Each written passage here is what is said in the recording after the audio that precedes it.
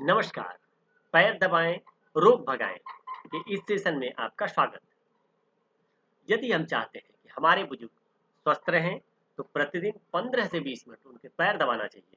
हमारे देश में बुजुर्गों के पैर दबाने की परंपरा रही है। एक अवस्था के बाद वात विकृति के कारण थकान और शरीर के विभिन्न अंगों कमर, पेट, पीठ, घुटनों, पैरों आदि में दर्द रहने लगता है।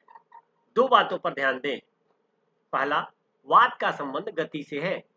शरीर में गति का अंग है पैर, अर्थात पैर में वात की प्रधानता होती है। दूसरा, वात में घुसपैठ का गुण है, तो पैर दबाते ही घुसी हुई वायु निकलने लगती है। तो जैसे ही मेरी माँ के शरीर में दर्द होता है, मैं पैर दबाने लगता। 10-15 मिनट में ही उन्हें 5-7 डकारें आती और एकदम आराम हो जाता। पैर दबाने मात्र से ही थकान और सभी दर्दों में चमत्कारिक आराम मिलता है।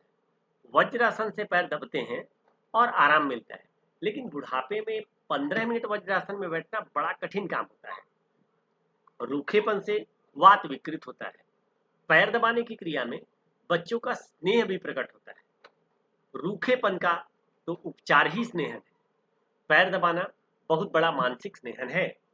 बुजुर्गों की असुरक्षा की भावना मानसिक व शारीरिक रोग का बहुत बड़ा कारण है। बच्चों द्वारा पैर दबाए जाने पर असुरक्षा का भाव दूर तो होता ही है, इससे उनका उत्साह और स्वास्थ्य भी बना रहता है। यह पैर दबाने की क्रिया परस्पर प्रेम, श्रद्धा और आशीर्वाद के आदान प्रदान की क्रिया है। गीता में कहा गया है, श्रद्धावान लभते ज्ञानम।